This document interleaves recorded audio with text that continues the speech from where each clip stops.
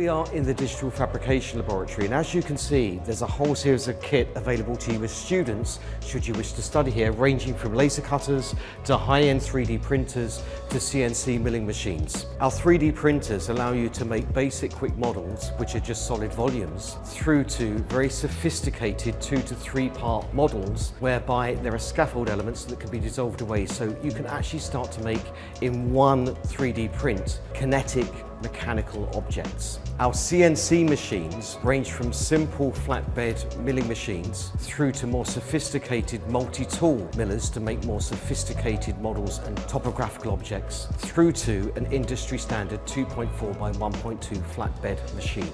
Our flatbed laser cutters will produce very simple templates to rather sophisticated templates to enable students to make very, very quick sketch architectural models to test ideas.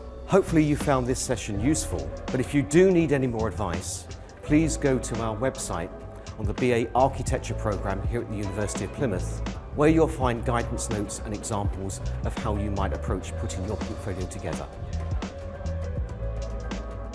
Thank you.